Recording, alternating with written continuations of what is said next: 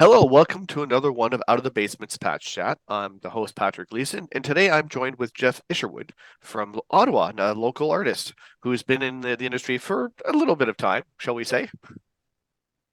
So, Geoff, I see that you've had a very storied career. Marvel, all sorts of stuff. You've done movie posters and all that sort of stuff.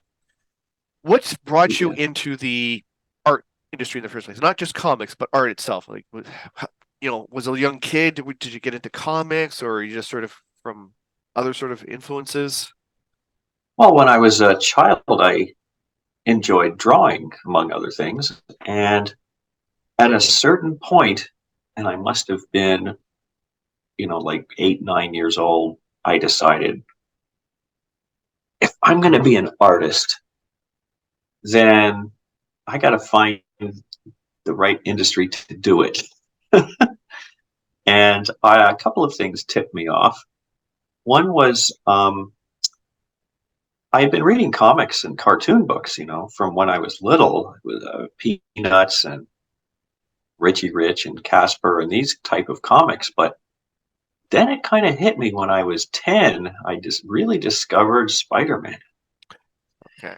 And so this was Romita time. It was post Ditko, of course. Hmm. And Spider-Man got the ball rolling. And then, of course, within, a couple of months, every other title I could get my hands on came to me. And I think it was the realistic type drawing style rather than the cartoon drawing style that appealed to me. Before that, I also my parents had a picture of Albrecht Dürer the Hare. You probably have to find that. It's a famous drawing of a rabbit he did in 1605 or something. It was so unbelievably realistic that I was I was I guess, hypnotized by this. And I just thought, I want to do that. So much of what happens to us is we see something out in the world and it grabs our interest and we just want to do that. The other thing that, on a side but related note, was I had seen in a book, there was a picture of Charles Schulz's studio at his home in Minnesota. And I said, hey, he gets to work at home. He doesn't have to travel to work. I don't know where the idea of commuting came into my mind at that young age, but I think I want to stay home and work Work.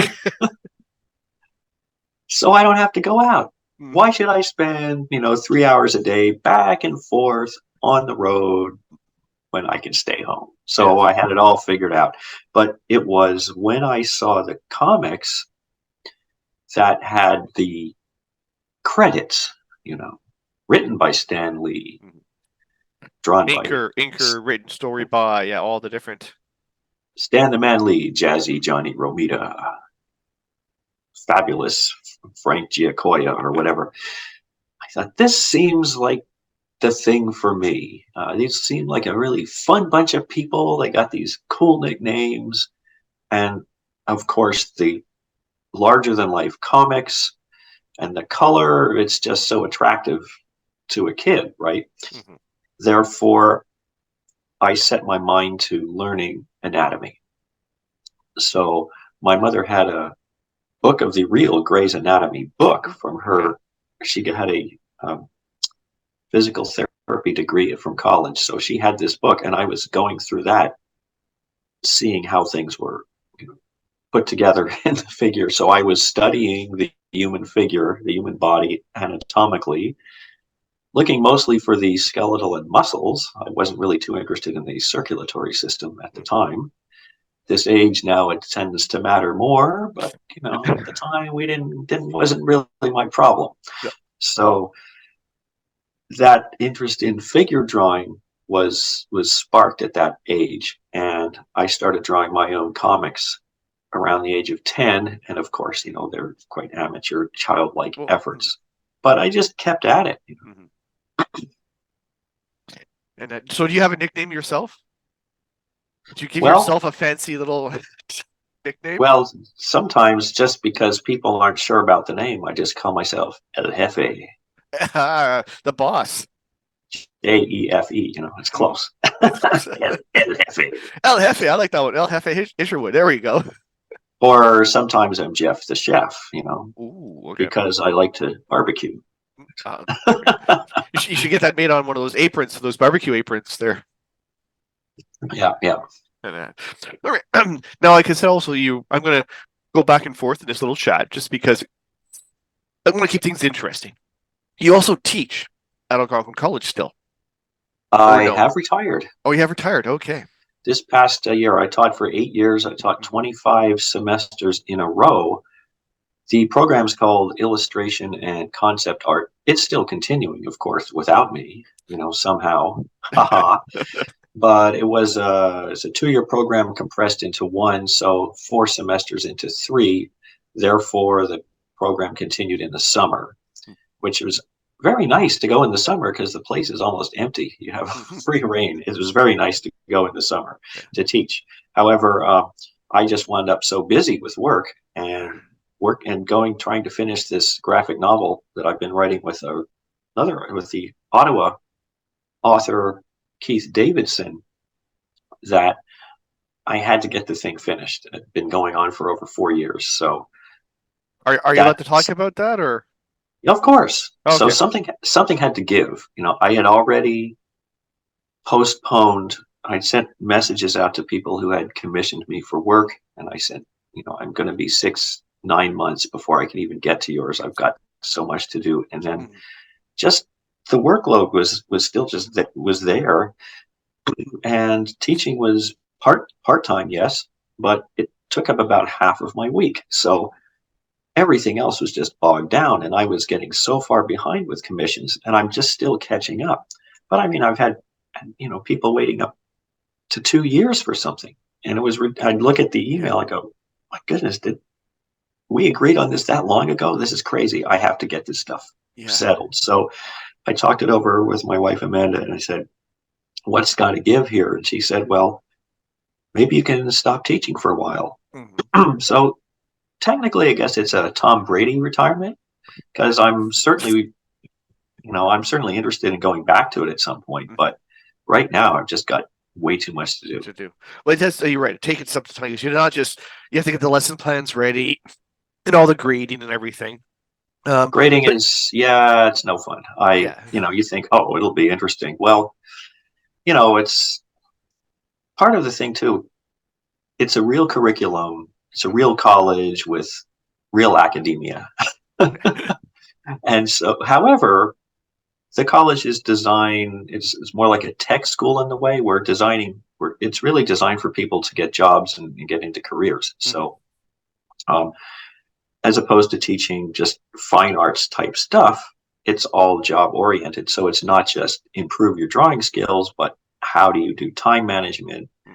How do you deal with people who hire you, editors and producers, and all of that across the board? So it was there's a lot to deal with, and I'm not really an academic type person. I just, but I'll tell you what really was appreciated, I think, the most was that I was very specific with what I would tell students about their work. Mhm. Um, when I was at university, uh, well, just draw this or just do what you want and all this. And I'd ask for some feedback even. Well, I don't know, do what you feel, Art is well, what, subjective. and it's like that. But when I got to Marvel later on, let's touch on this right now. I had approached Larry Hama to work on the Conan the Barbarian, any Conan the Barbarian stuff. Turned out to be some Savage Sword material, and he sat me down and helped me out a lot with storytelling first. And he was very specific because he said that was his problem breaking in, was he was dealing with a lot of writers who didn't have, he said something about your page bothers me. Well, what is it? I don't know. Right. And he said, that didn't help me. What am I? how am I going to get better if I If you don't don't. know what it is? Mhm. So he took that approach with me, and I picked up. I kind of what he did was really confirm a lot of ideas that I had already, but also solidified some other mental approaches, techniques. How should things look? How do you approach the flow of the storytelling and framing things and all of this? Um, so that was excellent. So I was able to bring that kind of specificity to the class, and so students really like that part. The ones who didn't freak out and run away when they were, oh, you're not just fawning over my work. Well, we're not here to do Yeah. that. We're here to help you get somewhere with your career. So yeah. Yeah, So I imagine, yeah, just speaking of the specifics, for different types of comics or things you do, you'd have to change sort of the way you do the drawing, I guess, right? Like for Conan versus Galactus or some of the posters for movies, I imagine you have to sort of have that framework of, okay, here's how I want it designed. yeah. Well, there is the look for sure. Stylistically, I think it all looks like I drew it, but the approach for every picture can be a little different. Um, for example, I'll just show this right now. I had a mystery sketch to do a Mobius drawing of Star Watcher. Oh wow. Yes, that's definitely got Okay. the style. Yeah, like So yeah. so I looked at the picture, and here is my take on Mobius, the Mhm. same kind of line work. Okay. Yeah. There's one, this is just from comic art fans over the weekend. Then I'd never heard of this before, a cartoon strip called Carol Day from England from 55 to 67, drawn by a David Wright. And so this was again, this guy was a fashion illustrator who did this cartoon strip. So here's what I have in the pencil. Oh wow. That has the 50s sort of early 60s look to it. Yeah. So this is Yeah. an entirely different approach. Okay. Hmm. Yeah.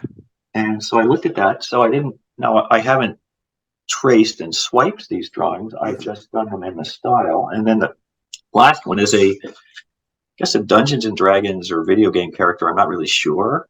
This dark elf guy. So this one that I'm now, well, before I was talking with you, I was thinking, so here, Yes. then you see, The angular styles the in that. angular, but also the lighting is much heavier. And Mhm. he's got this kind of sheepskin collared thing. So I Mhm. was just working out how to show that. And So it's an the bone earring, I guess, or yeah, well, I added that, but yeah, but artistic license. Bone earring with a ring on it. mhm.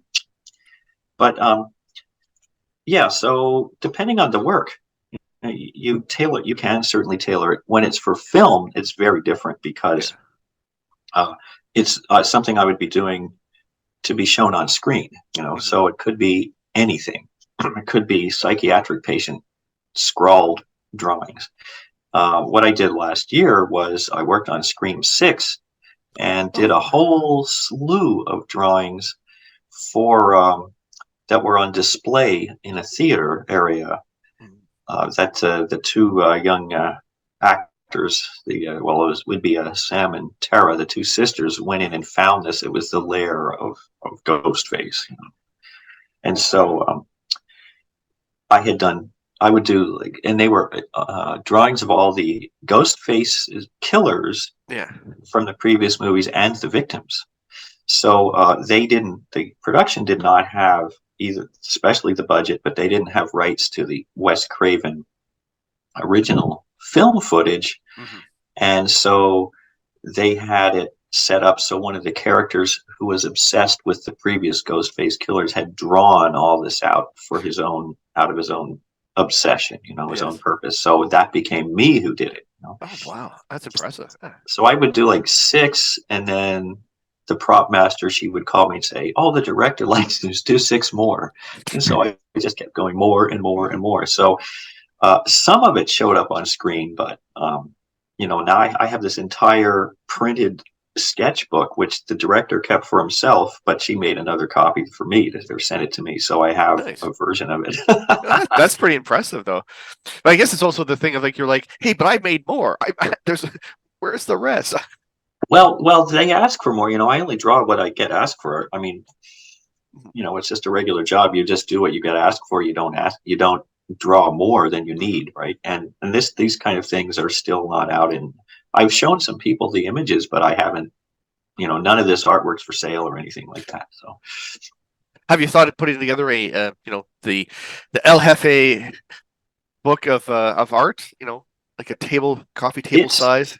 it's been asked of me many times, and I think most of the artwork that's really worthwhile is long gone from my possession, and I don't have great scans of things. Comicartfans.com has a lot, Mm-hmm. but I don't know. I keep thinking if I do that, I have to. How am I supposed to find where the stuff is to get really Yes. good art to Yeah. put together? So, um, at least I guess of my published work, almost everything by now has been put out in these trade paperbacks across the board. They keep sending me, oh, by the way, your Thor backup stories are in here. Tales of Asgard. Like, well, how about that? And then, going back to the teaching, though, is anyone that you taught has sort of gone on to become sort of semi-famous or well known in any of the comic books or magazines or? Well, I know I'm not really so much there because most everybody went into other fields. A lot went into animation, of course. Remember one from the early days, Bailey Gauthier. She was in the first year, and she's went to Mercury and's been working there for quite a while. And there were some others more recently, though. Max Wayne and Holly Crabe, who from I guess 2-3 years ago, who graduated. They helped me out. I hired them to color a project I was working on with Larry Hama, and this again hasn't seen the light of day yet, but he drew 60 individual plates of a story he calls Jade Face Wu, and so I inked it, but there was a deadline, so I had Max and Holly do the coloring, and in fact, they kind of mixed it up. Like one would color the figures and the other the backgrounds, and it came out great. And Larry just writes back later, they knocked it out of the park. It's like this was right after he won his Hall of Fame trophy, his award, Yeah. and I told them that this guy just won the Hall of Fame award from the Eisner, and he says you guys knocked it out of the park. So they're over the moon with that. Well, I was going to say But that'd be, yeah, huge recognition. yeah, but what I did was I simply looked at the final submitted work from the last assignment, which was a 6-page full color, fully finished comic book story, right? That was my big assignment for the last semester. And I looked and say, who did the best coloring work, And there they were. And Max right now is still a professional assistant, or I guess that's what you call it, like teaching assistant at the college. He's been working there, especially in 3D. Mm-hmm. So that has been going really well. Holly, I think works with her father, who is a graphic designer, and so she's done really well too. So they were a couple of students and now graduates who I've been able to help out and hire because they helped me out. Well, that's really good though. I'm going to touch on AI for a second, if you don't not mind, because obviously it's a huge topic of Mm-hmm. conversation with artists and the SAG and Writers Guild and all that. We're partially on strike for AI. So how do you, as an artist, feel about AI? Well, for people who don't draw at all, I guess for them it's kind of fun to be able to write a line of description and see what comes up. Mhm. But of course, they didn't draw anything, No. It's kind of for them, it's kind of a novelty, just like you take a picture and then it'll warp your face into a cat or something. There's that, but the engines that do this are, some of them apparently are fairly sophisticated, but uh, I've tried it myself just on a gag, just to see Mm-hmm. what comes up, and it's usually funny more than anything else. Mm-hmm. I think I posted on Facebook. I had one of a cat car, like a cat on a car, and Yeah. the front grill of the car, and the big cat tail coming right out of the hood. And well, I hadn't laughed so hard all year. But in terms of professional stuff, um, what I saw recently was one fellow who does art courses had taken AI art and then claimed that he had done this as realistic work so he can teach you how to do it. Mm-hmm. And he was called out on it fast. I mean, this Yes. is picked up quickly. Plus, um, the thing about AI art is, well, of course, we all know it's essentially just mining around looking for existing imagery and mashing it up and creating something else. Mm-hmm. There's that side of it. So there's that plagiaristic side to it. So it's not thinking. It doesn't know what anything really is. Mm-hmm. So if I draw a hand like this and I go, no, I want to make a fist. No, I want to point like this. I understand the three-dimensional structure, and I have a hand. I know what it is. I can create the gesture.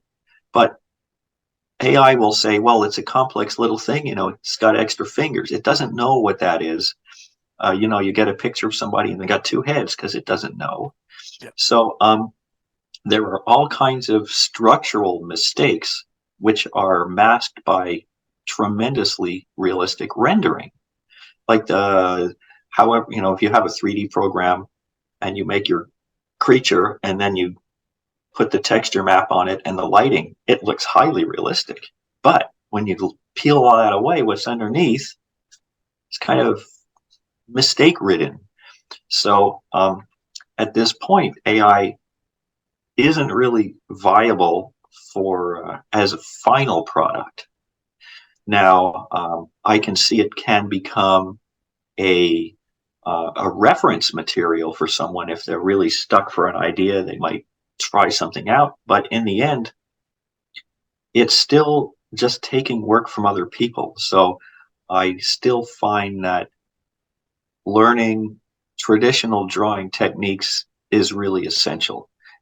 And ultimately, collectors and people involved in that sense, ethically speaking, will probably want to um, want to stick with real artist work. Mm-hmm. I guess one other thing was, there's another side of it with the Photoshop having being used for a long time, and I use it myself a lot. People will say, "Oh, that person's face, it looks digital." We like on film, you can tell when something is computer generated. Yeah. It looks fake. Mm-hmm. The person's flying through the air. It's wire foo. It doesn't look real. Like we have incredible perception and can pick up as something's off just like that.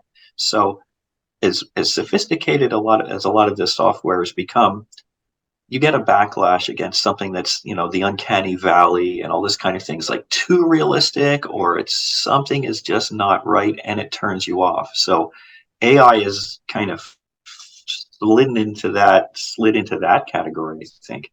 Yeah, I agree. It's one of those ones you're right. It's that your brain picks it up subconsciously. You're not sure why, but you're like, that doesn't look right. It's just something's Well, off you with can it. tell why. Yeah, I mean, if you stop for a moment, you Yeah. know Oh why. yes.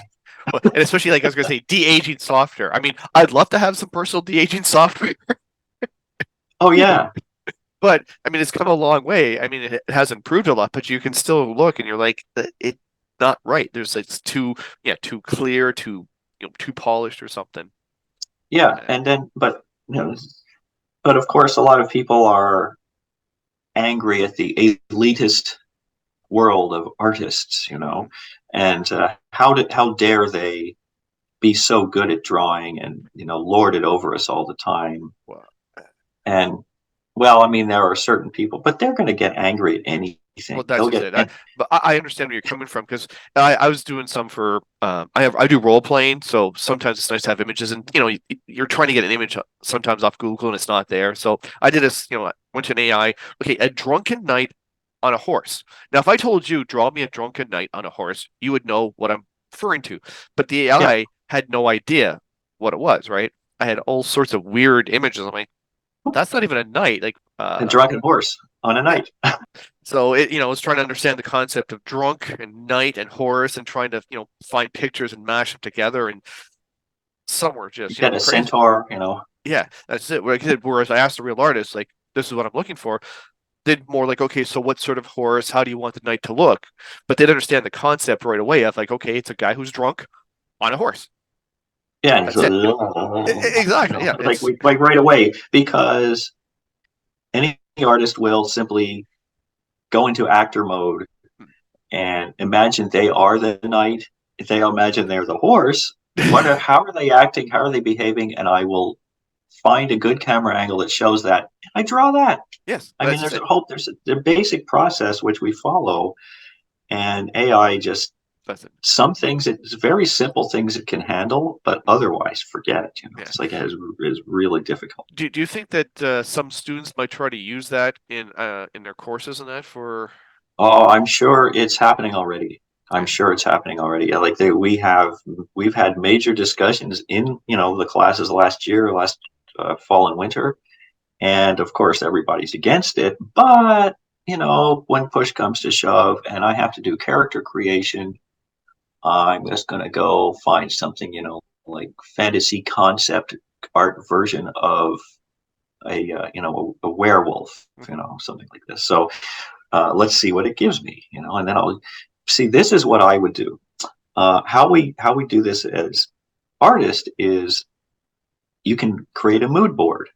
You find images, maybe a dozen images of the type of character this for character creation. Hmm. And I was doing this in class. We would do that. They'd create a mood board, and then this is how to stump AI, right? So I'd say I have a fire elemental you have to create. So look up.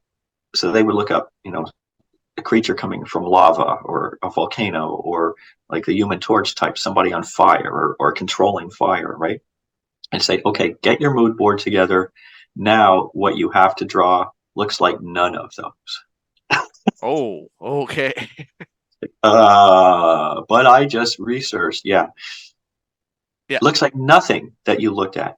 Then you force the mind to think, right? AI could not even handle that at all. No.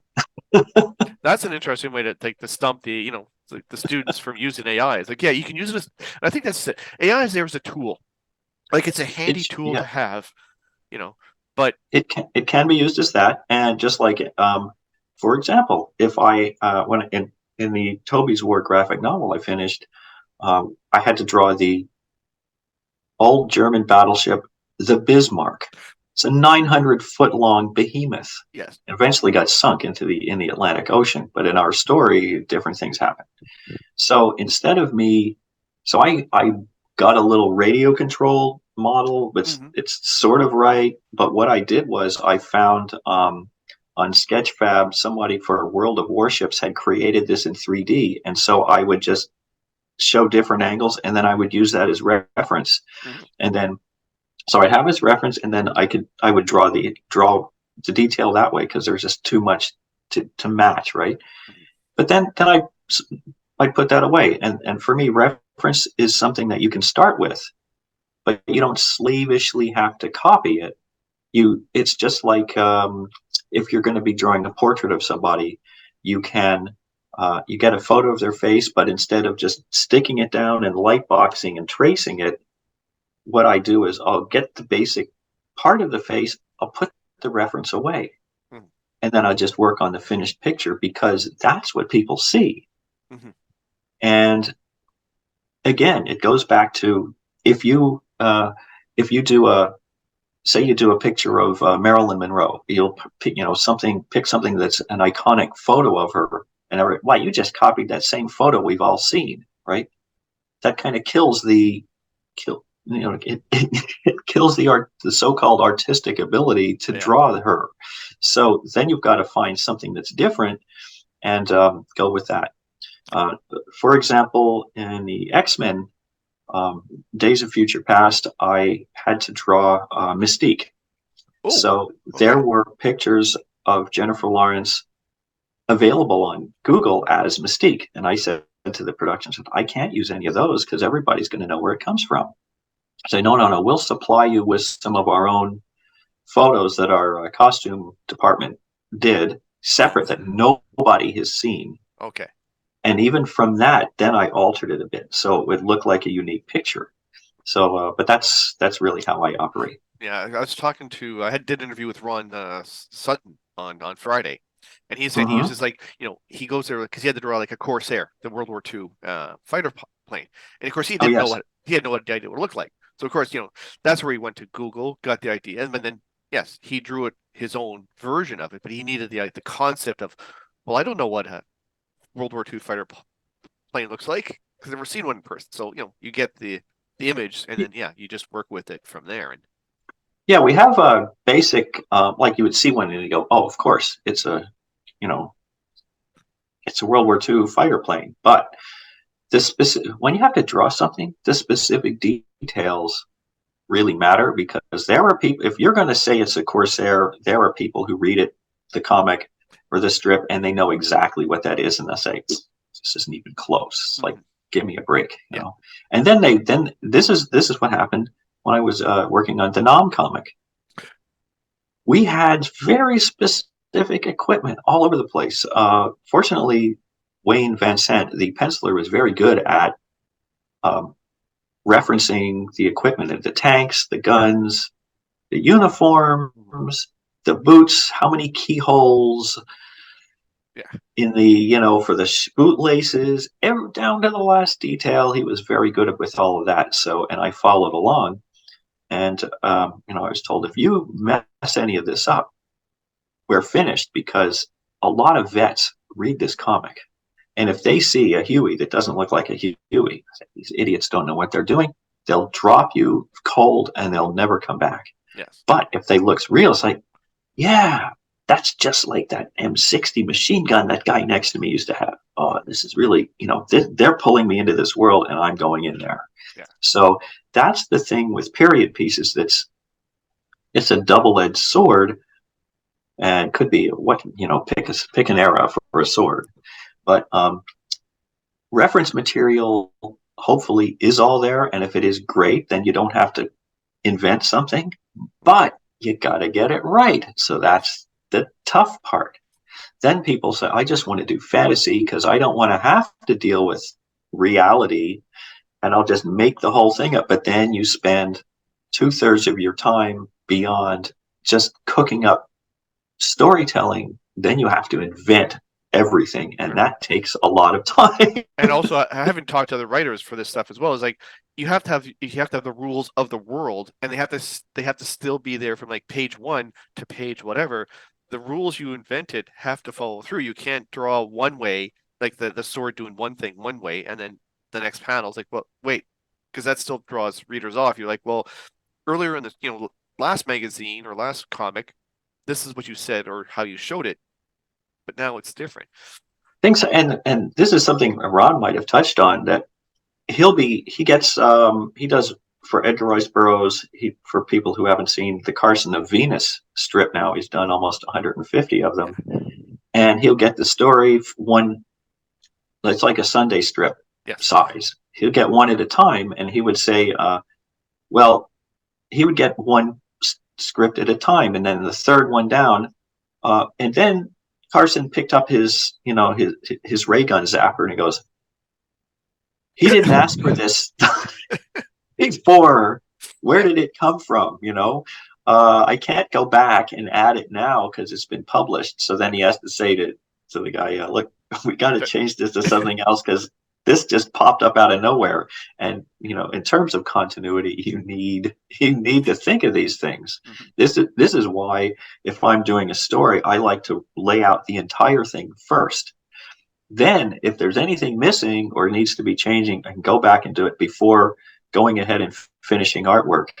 Um, it's also why what I tend to do now is I pencil stuff on Photoshop, then I print it out and lightbox to ink. So I still have artwork on paper, but this way I can sort out all that other stuff ahead of time and not have to white out panels and redraw them. Redraw it there. So going back to the AI and all that's for reference, it must be easier though now than back, when you were first starting off for reference material. Because man, Oh, in the day you had to like go to the library, try and find some book or some pictures. Back in the 70s, trying to find any sort of thing that you need for a reference piece was so hard. well, yeah, we'd have our morgue, as we called it. And therefore, um, going to used bookstores, especially because if you buy a new book, a nice big thick picture book, it could be $50. It's a lot of money to go blow on that for some pictures. But if I would, you see sometimes, especially at a used store or New York City in pictures, things like this, I would grab those ahead of time, knowing that I'm going to deal with it. So uh, architecture and things like animals, horses or cats or any kind of animals that we would need, we try to anticipate stuff. And also, there were books of historical costuming and weaponry that were available as well. These are all, this stuff was all in books. So, and we might only have one version of this famous knight on a horse. We might see three versions. So what would happen is you take that and then you kind of work with it. Um, Michael Kaluta said something in a sketchbook that he put out or was put out of his work. And one thing I liked was, if you don't know how to draw something, base it on something else you do know about and then just expand it. And recently I was able to meet with him. I was at the New York Comic Con, and before the show I was able to go and sit down with him and have a little get together. And he was showing me one of his drawings where it was, there was a woman soldier riding downhill on a horse, and he was trying to figure out the pose and get the weight shift and all of this kind of thing worked out. And he said, well, I get the pose to look like somebody's falling downhill, but at the same time, I can alter it a little to suit the composition. And I thought, that's interesting. It's like you still have artistic license to mess around. This is something he kind of came across after all these years of drawing. And of course, being very skillful, even if he altered something off a little bit, maybe technically it still worked, right? Because it's all informed. It's all thought out ahead of time. It's not kind of randomly assigned like an AI picture. So the AI discussion is going to be raging for a long time, but as long as people don't start they don't start using that imagery as original artwork by them, that's one thing. To use it as reference material, pick an idea out here and there, maybe, yeah. But again, because we use reference from all kinds of things anyway. Hello! Do you like gaming? Of course you do. That's why you're watching our videos. Do you like tabletop miniature games? Again, of course you do. Why else would you be watching these videos? The Canadian Tabletop Championships is coming back May 2-4, Friday the 24th to Sunday the 26th at, again, the Rideau Curling Club in Ottawa. There's going to be lots of events, including special streams from us, as well as Northern Knights Gaming, and we have a special event called the Night Meat Grinder. Dice provided courtesy of Baron of Dice. So looking forward to seeing you. You've just come back recently from Orlando. That's correct, yes. Which convention was that one? Okay, the first was the OAX Original Art Expo run by Bill Cox and Kazra Gunberry from comicartfans.com. And so that was a smaller event.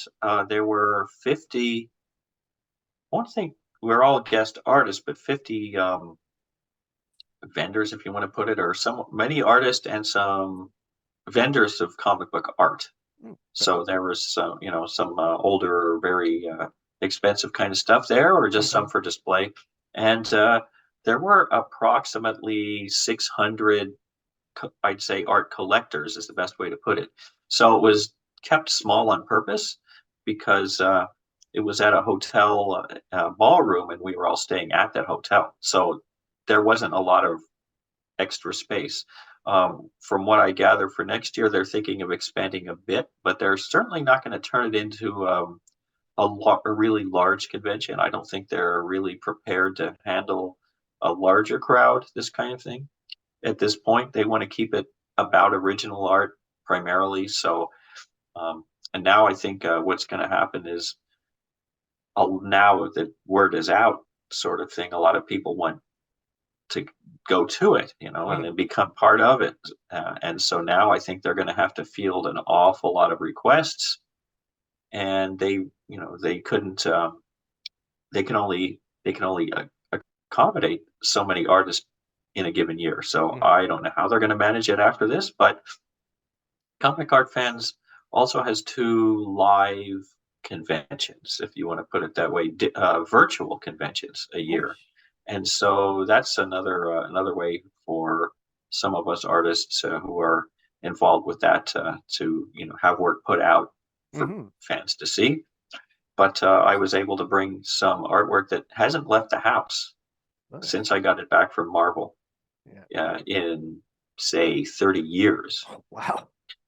Now I took the cover for Doctor Strange 50 down there with the with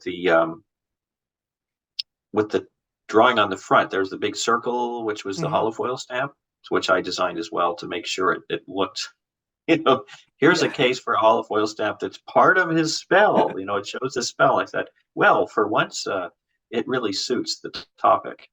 Just to let you know, I'm talking about this particular cover. So the original is the drawing, and on top of it is a photocopy of it with instructions for how to do everything, and then last it was a page of just the circle with the little designs for the fight. So it's that particular cover, and so that one and a few other things that Casper specifically asked.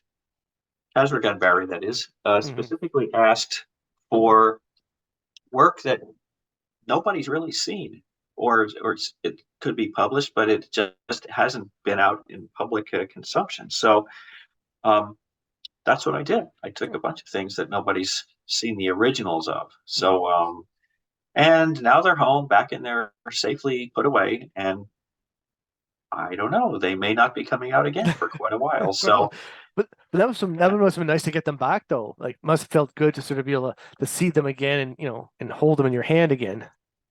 Well, I mean, I've had them all along, but a handful of people over the years have ever seen them in person. Since they came back, and some were from a comic I did 2 issues of, Lincoln 16, and I still have all the original art for that.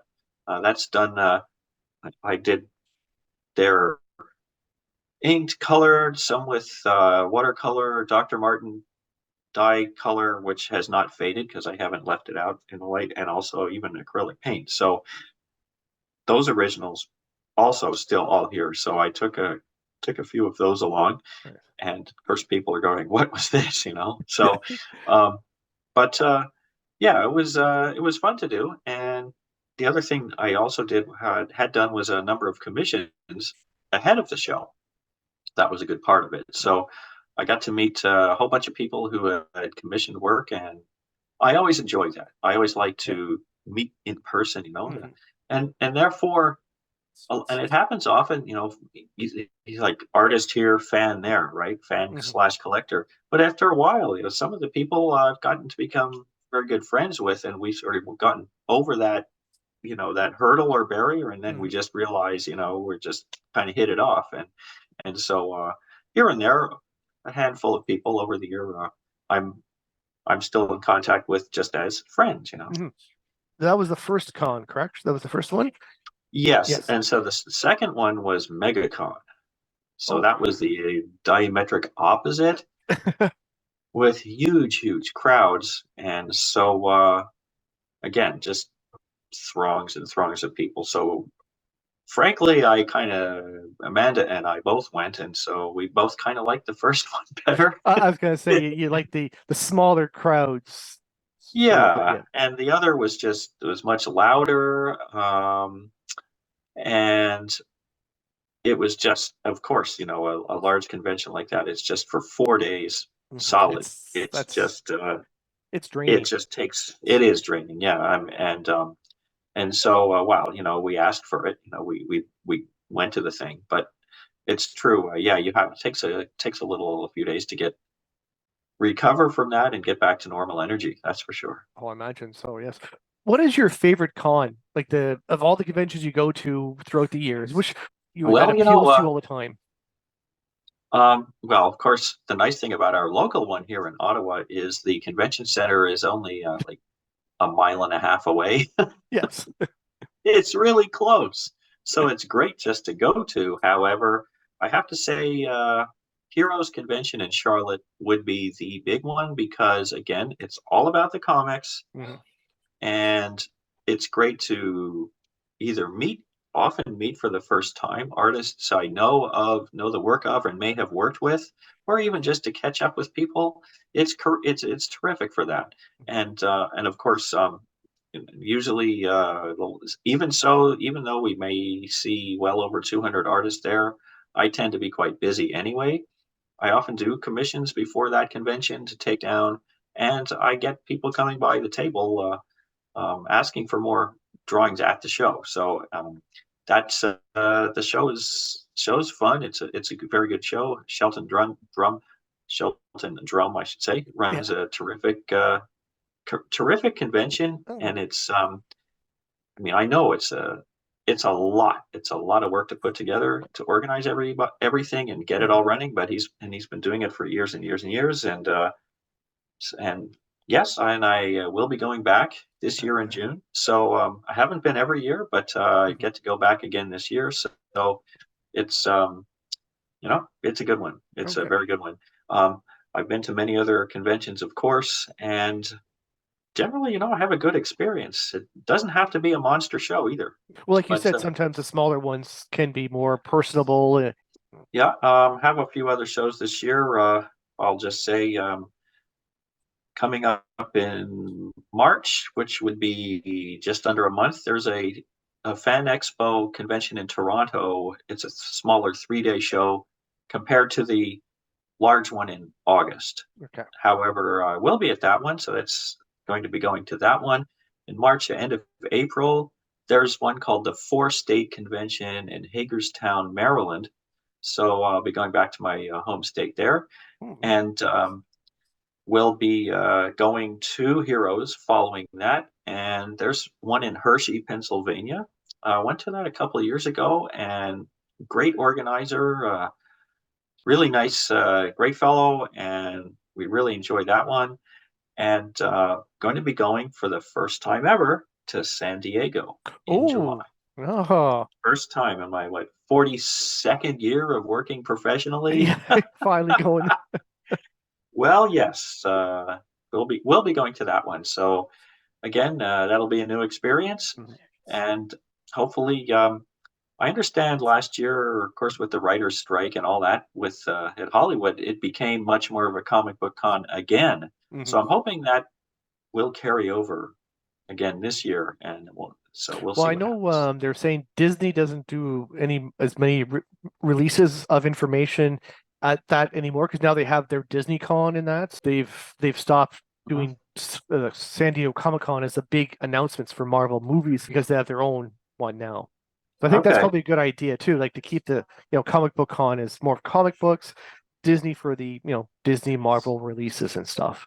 Well, it's their deal, I guess. But yeah, well, hopefully that will once again bring out all the comic book fans, and they got to realize last year, how, and I always say it, but all that entertainment from the movies, they came from the comics first, and we Hmm. know it. And while drawing comics, I always see them as live action in my mind, as opposed to cartoons. I Okay. love cartoons also, but and to me, I always see things like live action. So it's seeing movies done of the characters and the stories it's a natural outgrowth of that, of course.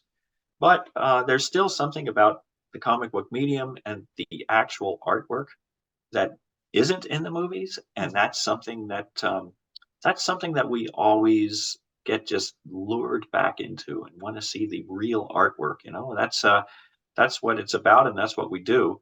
And so it's not just, well, we're pale imitations of photography or film. No. It's its own medium, and Its own, yes. definitely. Like you said, like you can tell a story in your picture, but it's also the way that the story develops through the artwork and everything and the story. It's the storytelling itself, yes, and there's certainly an art to that craft that's not the same as film. No. But at the same time, there's also just stylistically how the art looks just on its own basis. And that's another skill that has to be developed. And I think some people have a kind of a natural feel for a style that may look attractive to the eye, that's got something fun to it. And even the storytelling, it's like, this is the thing that gets me about comics compared to film is, I don't know if did we discuss the filmmaking process before? I'm not sure, really, but not too much. No.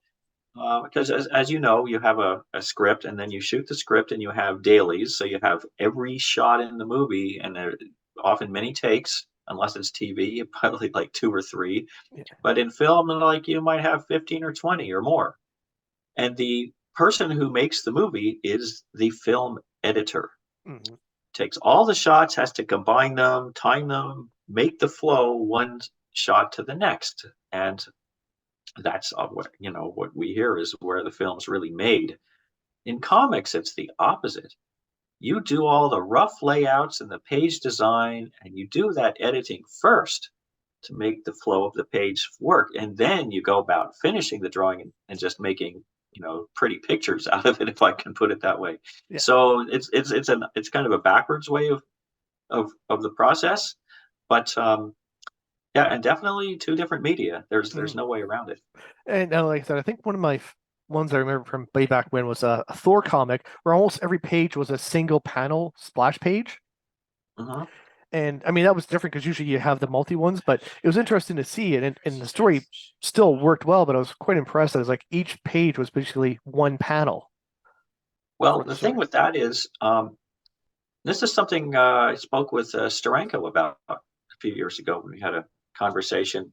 And he talks about the thing what you can do in comics is not just show a moment in time as it's happening now, but if you set it up correctly, you can show what happened already, and you can anticipate what's about to happen next.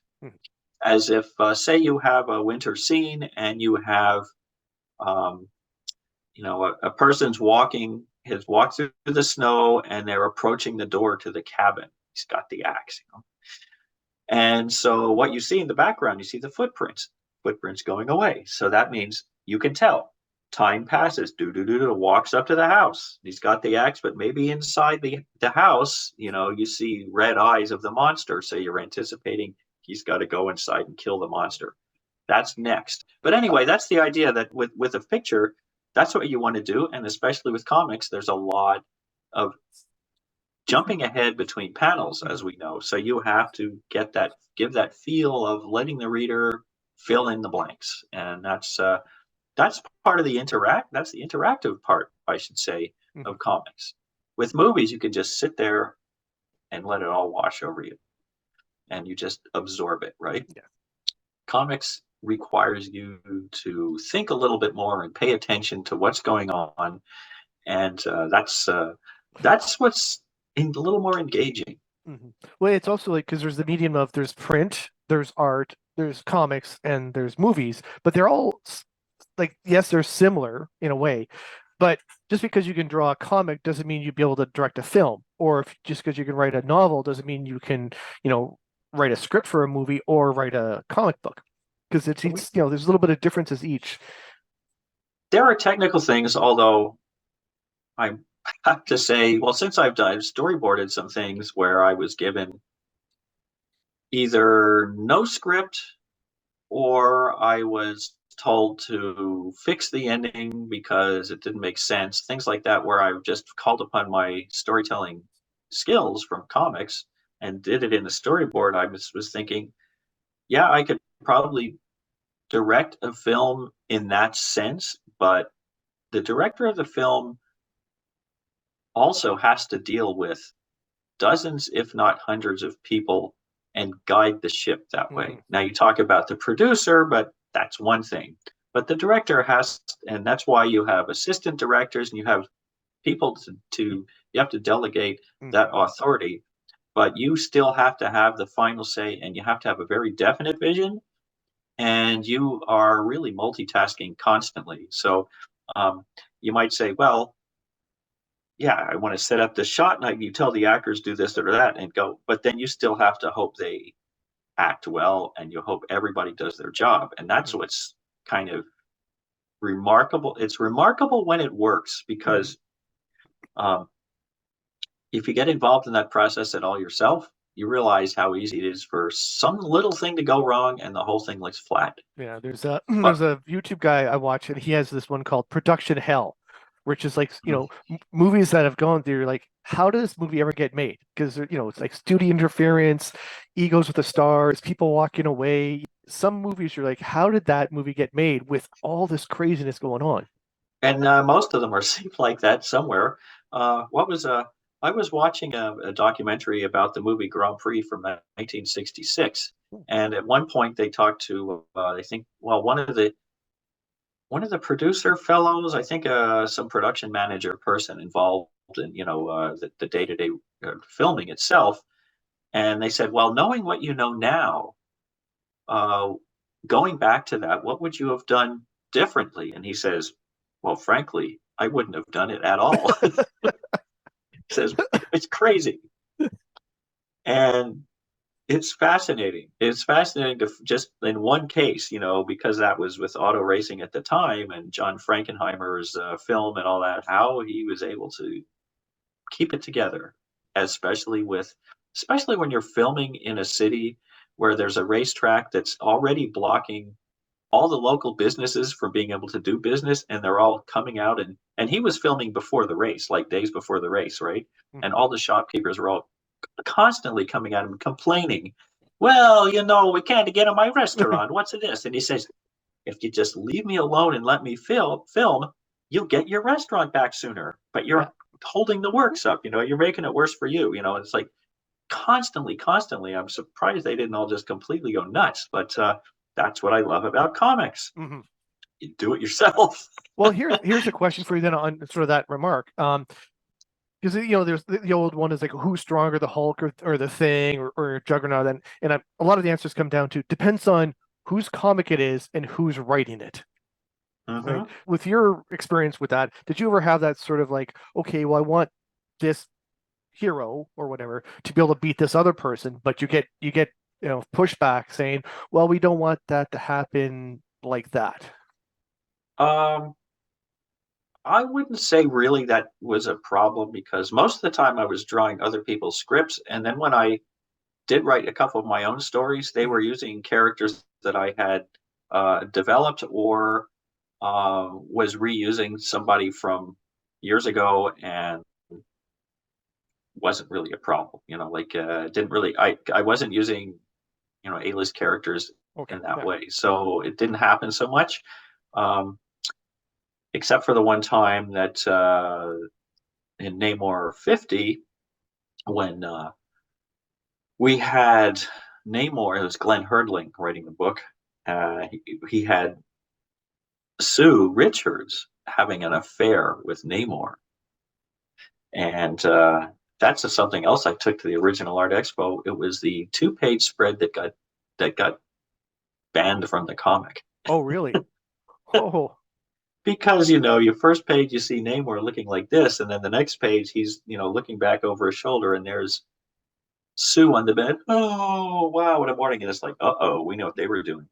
And it was a last minute thing. I don't know for sure, but it got yanked. We can't put that in a comic book. Sue Richards with Namor, she's married and all this blah blah blah. Of course, it wasn't her. It was another character, Lyra, who was a shapeshifter. But at the time, even he was fooled. Namor was fooled. So that's another thing I did take down there that nobody had even really seen it all and had heard of it, but they had never even seen this 2-page spread. And it's like, what is that? It's like, yeah, we did controversial stuff here and there that got yanked, and it didn't get all the publicity some other people did, but we got stuff that was banned, so that's good, isn't it? Yes. Well, that was it. There was the comics code for quite a while, for quite a long time. Yes, it was still a code book, and we felt, Glenn and I felt, it was done tastefully enough. It's just who the character was and all that, So later on, we found out that Vera was really pregnant, and there was another panel where once the infant was born, the baby was put in this kind of floating tank thing, and I had drawn this floating baby with the umbilical cord. Well, it's like they removed the umbilical cord. Well, that looks too icky. We can't put that in a comic. I said, well, how do you think the thing's supposed to survive? Without the umbilical cord, yeah. So that was another one, right in the, a couple issues later, where's the umbilical cord? Like we're trying to be at least technically somewhat accurate. Yeah. Anyway, what are you going to do? Yeah, that's true. Do you have a crazy story from a convention? Oh. Or do you have multiple? Well, not really. I would say not in terms of fans ever, because fans are always very good. I don't have, the only potentially worst thing happened was Amanda and I were at the Phoenix convention many years ago when the guy showed up dressed like the Punisher and had real weapons, and he was going to go after the blue Power Ranger guy. Yeah, and, that would have been a little scary. Yeah, he was like up 2 or 3 floors, and we were in the basement of this giant convention center. He was up 2 or 3 floors, and then after, that's what started a lot more of the. In fact, they banned any weapons from the Comic-Con after that. And if you recall, everybody was going around with bananas. Yeah. So, but we spoke to, where we heard the policeman who spotted him had gotten a call from, was it the guy's sister or somebody he knew in California, saying that he was at the show, and they knew who to look for. And this guy spotted him sitting on a bench, I guess, looking at his phone or something. And they came up behind him and quietly were able to arrest him. But this was the one cop that actually spotted him. That was kind of interesting. Everybody was congratulating him, and he was like, "Well, I did my job." Yeah, but that would have been a little. That was kind of but on a humorous way. I don't know. The other, I guess, was in London, England, and I had to get. It was takedown time. It was near the end, and I had a box cutter knife with me, and the security didn't want me to let me to my table with this thing. I said, "Well, can you go with me? I just have to, I need this deal with taping." Yeah. I just anyway. So the woman, the security woman, went with me, and she got into the convention. Again, it's the XL Center in London, a really big show. Terrific show too. That was a lot of fun. I really enjoyed going there. And she said, "I've never been in one of these places before. Never seen the inside and all this." It's like, wow. I said, "Do you have any kids?" "Yeah, I got a couple." And so I got to the table and I gave her a couple of posters and thanked her for coming, and escorting me to the table and all that. So, but that was really fun to see somebody come in and just, they're always out in the main hall and they never see what's going on inside. So. Well, that was very nice of you to give her for her kids and that. Well, of course, and why not? Okay. So let's say you won the lotto, and what comic would you buy? What I buy? Yeah, because there's Spider-Man #1, Action Comics #1, all these, Well, would I buy a comic? It's funny. I don't really think about. I don't have a big collection of comics. Mhm. When I hear that, I would be thinking, now I can afford to draw whatever I want. That's the problem these That's days. Like yeah. nobody. It's more about, hey, now I can just throw Mhm. everything aside and just draw my own comics for other. Yes. That's kind of it. At this point in life, I suppose, I'm not really super interested in that. Although I might get some particular artwork from Mhm. various artists, Yeah. I might try and get my hands on a couple of like Wrights and Frankenstein drawings, or some Mike Kaluta stuff, or Barry Windsor Smith stuff, or Mhm. things like that. But those are artists I grew up with. Yes. Yeah. Like at the really high end of my reading, and that really set the bar for me personally. That's the level that I want to try and reach for in Mhm. my work in general. So um, that's what's I think that's what's different from a lot of artists now that are grow up on different art forms and things like manga and whatever. Mhm. It's a whole different world in terms of what young artists are doing, but that's still what's in my mind when I'm trying to really Mhm. knock it out of the park if I can. I'll be swinging for the fences. I don't Well, always hit the home run, but I'm always swinging for those well, fences. that's a good thing to look forward to. I'm going to take it a little less different now, and instead of talking Sure. comics, because you talked about the Star Trek phone. Do you enjoy the Star Trek, like the old generation, next Well, generation? yeah, when I was growing up in the late 60s, I was watching the original series after school daily. Mhm. For a couple of years there, I mean, I just watched it over and over, and they came back, I watched them again and watched them again. So that was really my first impression of that kind of outer space stuff, because Lost in Space seemed kind of silly compared to it. Mhm. And then following that, when 2001 came out, that was a whole different thing, because that's so realistic. Mhm. And that really affected me too. And it's interesting because I guess most viewers realize that, yeah, when you're young, like 10, 12, 13, 14 years old, stuff like that you experience for the first time has a profound effect on you.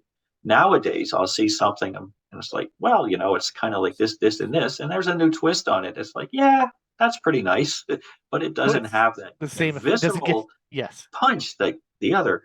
And yes, I did watch other of the series, following. Not really into the didn't watch the cartoons much. Mm.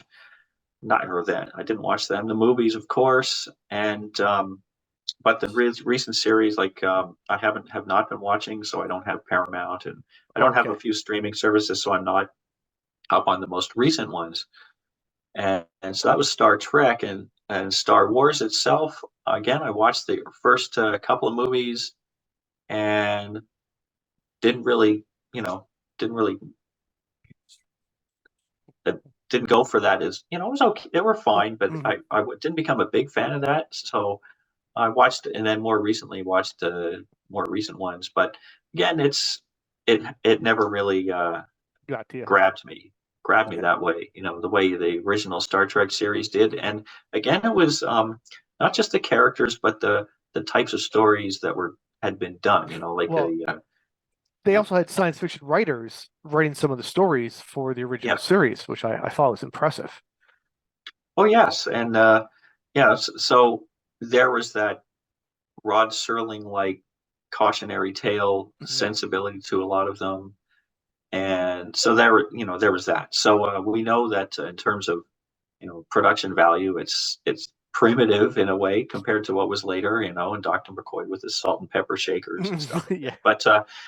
But it's you just take it that way, and Mhm. you take it with fun. That's the thing.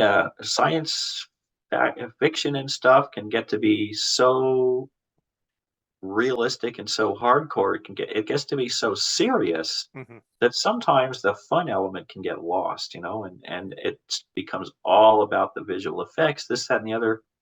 But for me personally, I watch this. I watch these shows for the characters, for the character, the personality, and that's what the original series really had down pat. That's what I really enjoyed I first. think you would like the new Strange New Worlds because it is closer to the original series where the characters are important, but they still have fun with some of the stories. Yeah, with Captain Pike and all that. Yeah, And they found the perfect actor to portray Captain Pike because you're looking going, because I remember some of the original series as well, and I remember that episode. I'm like, yeah, he looks a lot like the original Pike. like Jeffrey Hunter. Yeah, who was originally pegged to be the now you're gonna make me lead think.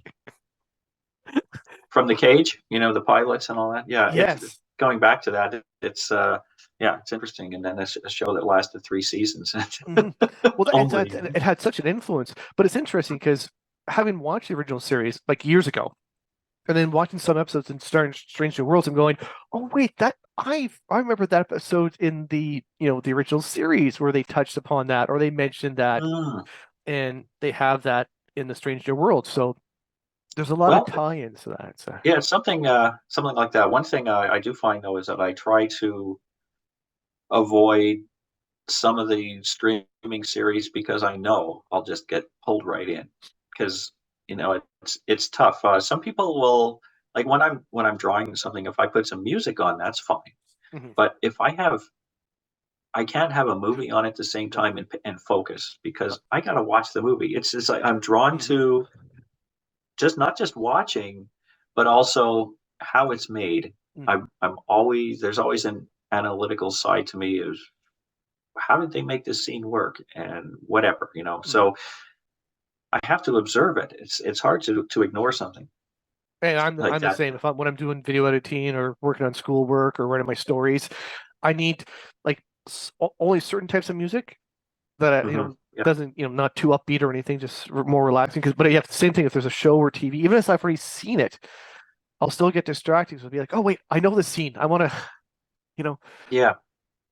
So yeah, it's just something we've figured out for ourselves over the years, what we can handle and what we should stay away from to get anything done. Now, have you ever been inspired to sort of from it's a long one here, but the original comics, then they had the movies, and then they've changed some of the characters due to the movies. So have you ever thought the same things like, okay, well, you had an original idea for a comic, and then you see a TV show or a movie that's similar, and you're like, okay, I'll draw my character like that instead. Yeah, there's that element to it. In a few cases, I would say I haven't really been working for Marvel so much that I've been doing comics, but in terms of commissions for people, here and there, somebody might say, well, can you make it a little more like that? So like I've done Batman who looked like the movie version and not. I've done an Iron Man, it's like the Mark 42 armor, which was crazy to do because I was thinking now you understand why the comic book version is relatively simple because it would take forever to draw all these little tiny notches and pieces and all that.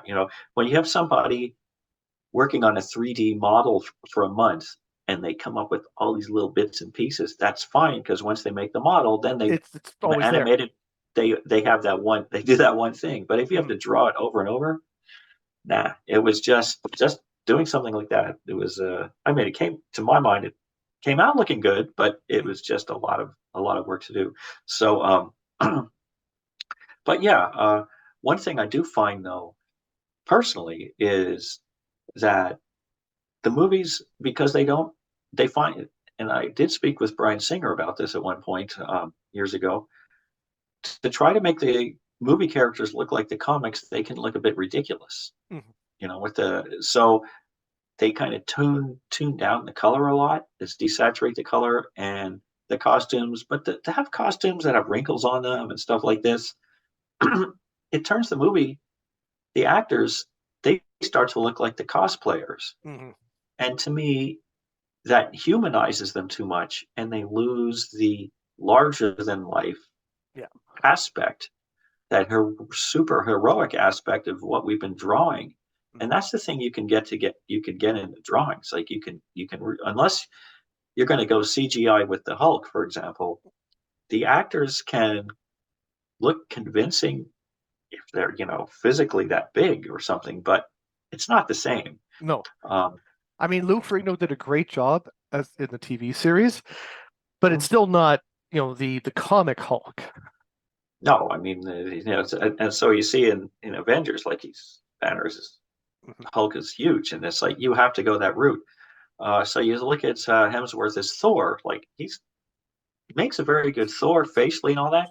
But if you put him next to a drawn Thor, Buscema's arms is twice as big. Yes. I mean, it's a whole different thing. Mm-hmm. And so it's the idea that the superheroes we draw are not meant to be ordinary people. No. Or even athletic necessarily. They're meant to be something much more. And so that's the angle that you can get at with drawing, and that in a way starts to push towards the comic book, or I should say the cartoon element of warping and bending shapes and forms and going beyond something that looks just very realistic. And that's the other side of comics, that you have to really push the angles,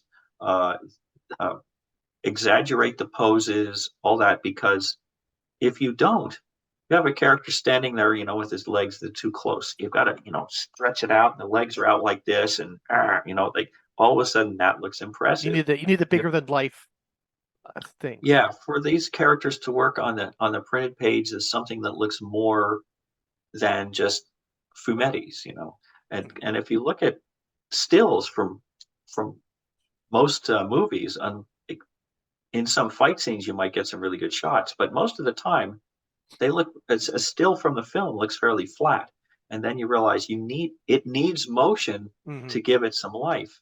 But in comics we don't have that advantage of motion, so we have to create the illusion of it in the drawing. And that's why comics, and also why they, with the color, the much more saturated colors and everything, that attractiveness of the drawn image is what really lures people in, especially young people. But and then we grow up and we still love it. Well, still love it lures people in to read it.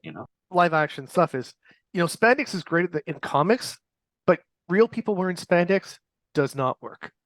Even anyone who's in perfect condition, like perfect shape, if you don't move, it's okay. But as soon as you start moving, like all the different wrinkles and all the different things, it doesn't look the same as in a comic. It just No, and in the comic, like we understand when we're reading that it's something beyond the normal, and it's a drawing anyway. So because it's a drawing, you can get away with a lot of stylistic changes too, and we just readers go along with it. That's the style. That's fine. Yeah, and it's like each artist also has their own sort of style, because I don't know all, like I'm not the best at knowing the artist, but I can tell some of the artists, like, oh, I may not know his name, but I know the style, and go, oh, I love that. Oh, he's doing a new comic. Okay, I'll pick that up because I know his style. Yeah, and that's the thing. Style. I have had discussions over the years, even in class, with students going, well, what style should I draw? I'm thinking, well, what is style anyway? It just becomes down to your personal aesthetic of shapes and forms and colors that you like, and you wind up just drawing those. And that becomes your style, and so you might like something that's hardcore realistic. You might the Hal Foster, Prince Valiant type thing, or you might like something really way out. You might like Joe Mad, or you might like Sienkiewicz's take of being very painterly and wild take on things. And again, it had then you're getting into just the idea of how images affect you, that in general, and then that's a huge field, that just goes into the overall field of artwork in general. Well, thank you very much, Geoff. This has been great. Do you have any words of wisdom for any new artists, filmmakers, or anything? First of all, I think you have to be interested in what's happened before, so you can learn from it. You can learn from a lot of different styles. Be open to looking at stuff that you wouldn't necessarily do, so you could bring elements of that into your work when you need it. And if you're wealthy and can do your own thing, great. But most of the time, what we're doing is we're doing work for other people, and so we're drawing stories that we didn't write, and so we didn't know what to expect, right? And so you also have to be versatile enough to draw anything, and you'll be drawing stuff you never expected to do because it's not only comics now. You could be working in a variety of jobs, and I don't just mean advertising. You might be doing something for video games or animation, excuse me, or whatever. So um, there's all of that, and so your basic drawing skills have to be developed. So what I do recommend for anybody is to, on one hand, study for human figures, study skeletal and muscular anatomy, and at the same time find a life drawing class so you can draw a model for real, so you get a feel for a natural look to things, but also understand gesture and balance, and think in terms of expressions, not just posing, but acting, because you want your characters to tell the story through what they're doing, right? And so it's if you don't, then you wind up learning a few stock poses and stock expressions, and you just repeat them over and over. But a good artist can kind of has a good artist will have a lot more range.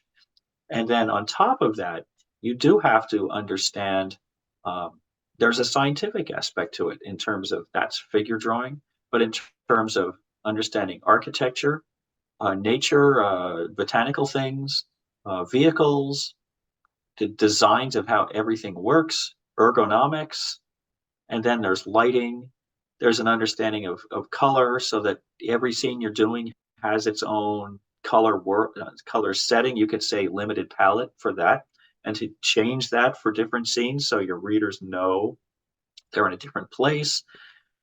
And I don't know. There's a lot more to it, but there's also just visual storytelling, and in which you want to study film a lot and understand how that works, using camera angles well, not just going to the same exact angle all the time. You switch camera angles around, and of course the 180-degree axis you hear about often. That's important to learn about, and that because of most comic artists will use that now. We use the language of film quite a bit, um, and you also have to understand style in terms of fashion, makeup, hairstyles, all of this, cultural changes through decades. You have to be able to. You won't necessarily know it, but you have to know where to find references, of course, all around us, but it's on the internet quite easy to find. But like, you can't draw cars incorrectly because they're out in the driveway. Like, you can't just make up something and it doesn't look right, because there's just too much reference now. And that's it. And so, as you hear, I'm going through it. There's a lot. huge Yeah. there's a huge stack of things you have to do really, really well. And as I've talked to my class, it's an elite career to get into. You have to have elite skills to do it. It's not participation award time. Um, and of course, like most jobs, you have to do really well to be good at them. But this is a little different. And because, especially comics, as we know, very few, the pool is shrinking of people who make really good livings at it. Hmm. So you have to have a real passion to do it and really want to. And the way I figure is that if you like to do it and you want to, you might get into it. But if it's in your DNA, it's just who you are, and you will draw. You don't even question it, just what you do. So, and you are always curious, and you learn. So that's the long-winded answer to your short question. No, that's fine. Like you said, it's a, I guess, never-ending process either. You're Oh, always learning. absolutely. Yeah. I mean, there are people who get to a certain point and they level off, and it's good enough, right, for them. But if you have that curiosity and drive to always do better, you're always going to be pushing yourself, and you're always, you'll never be really satisfied, and you're always thinking, people say, what's your favorite drawing? And I'm saying, well, hopefully the next one. Well, thank you very much, Geoff, and thank everyone for watching this. All the links in the descriptions for this video will be in the description of the video, and I hope you give us a like, and we'll see you guys next time.